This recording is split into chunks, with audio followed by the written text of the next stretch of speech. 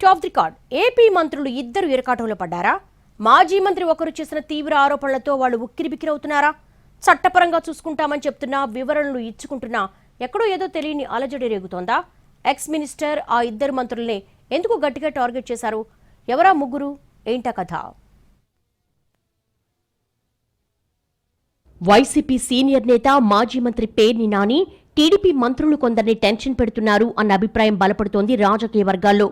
ఆయన విసురుతున్న గూగ్లీలను కాచుకోలేక మంత్రులు సతమతమవుతున్నారన్న చర్చ మొదలైంది. వైసీపీ అధికారం కోల్పోయాక పార్టీ తరపున గట్టిగా మాట్లాడుతున్న కొద్ది మందిలో పేర్ని నాని ఒకరు.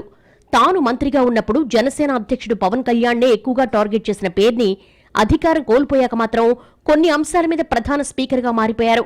ఈ క్రమంలోనే తాజాగా కేబినెట్ మంత్రులను టార్గెట్ చేయడం పొలిటికల్ హాట్ అవుతోంది. తొలి నుంచి ప్రభుత్వ విధానాలు విమర్శిస్తున్న పేర్ని నాని తాజాగా తన ఫోకస్ ను మంత్రుల మీదకు మళ్లించడం చర్చనీయాంశమైంది. ఆ మధ్య తమ పార్టీ అధ్యక్షుడు జగన్ ఉద్దేశించి మంత్రి అనగాని సత్యప్రసాద్ విమర్శలు చేయగానే కౌంటర్ ఇస్తూ పెద్ద బాంబే పేల్చారు పేర్ని. వైసీపీ అధికారంలో ఉన్నప్పుడు తమ గూటికి చేరేందుకు అనగాని ప్రయత్నించారని, అందుకోసం 25 కోట్ల రూపాయలు అడిగారని ఆరోపించారు. అందుకు జగన్ ఒప్పుకోకపోవడంతో టీడీపీలోనే కొనసాగి ఇప్పుడు మంత్రి అయ్యారంటూ తీవ్ర ఆరోపణలు చేశారు నాని. ఆ దెబ్బకు మంత్రి శిబిరంలో కలకలం రేగిందని చెప్పుకుంటున్నారు.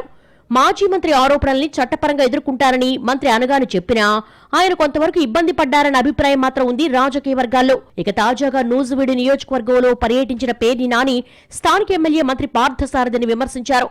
సారథి అనుచరుడు సతీష్ నియోజకవర్గంలోని ఓ మండలం మీద దృష్టి పెట్టి అక్కడి మట్టి తోలకంతో పాటు అక్రమ మైనింగ్ చేస్తున్నారని, నియోజకవర్గంలో పేకాట క్యాసినో నిర్వహిస్తున్నారని ఆరోపించారు. వాటి మీద మంత్రి సారథి స్పందించకపోయినా ఆయన వర్గం నేతలు కౌంటర్ ఇచ్చే ప్రయత్నం చేశారని, అది కూడా పూర్తి స్థాయిలో జరగలేదు అనేది చెప్పుకుంటున్నారు.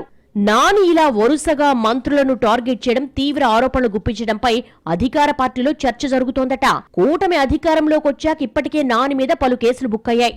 తాజాగా సీఎం చంద్రబాబు, ఉప ముఖ్యమంత్రి పవన్ కళ్యాణ్ ఉద్దేశించి చేసిన వ్యాఖ్యలకు సంబంధించి కూడా మచిలీపట్నంలో కేసు నమోదైంది. అధికారం కోల్పోయిన తర్వాత తన ప్రత్యర్థి బందరు ఎమ్మెల్యే మంత్రి కొల్లు రవీంద్ర గురించే ఎక్కువగా మాట్లాడిన పేర్ని ఇప్పుడు మిగతా మంత్రులను కూడా ఎందుకు టార్గెట్ చేశారు అన్న చర్చ జరుగుతోంది రాజకీయ వర్గాల్లో. అందుకు సమాధానంగా ఓ కొత్త రీజన్ చర్చల్లోకి వస్తోంది. వైసీపీ అధినేత జగన్మోహన్ రెడ్డి మీద విపరీత వ్యాఖ్యలు చేస్తున్న మంత్రులపై పేర్ని ఫోకస్ పెట్టి ఉండొచ్చన్నది కొందరి డౌట్. అటు హోం మినిస్టర్ అనిత, ఆర్థిక మంత్రి పయ్యావుల కేశవపై కూడా పేర్ని నాని గతంలో విమర్శలు చేసినా ప్రస్తుతం అనగాని సారథి మీద చేస్తున్న వాటి తీవ్రత చాలా ఎక్కువగా ఉందన్నది విశ్లేషకుల అభిప్రాయం. మాజీ మంత్రి వ్యాఖ్యలతో మంత్రులు ప్రస్తుతానికి ఇబ్బంది పడ్డట్టు కనిపిస్తున్నా వాళ్ళ నెక్స్ట్ మూవ్ ఎలా ఉంటుందన్నది కీలకంగా మారింది.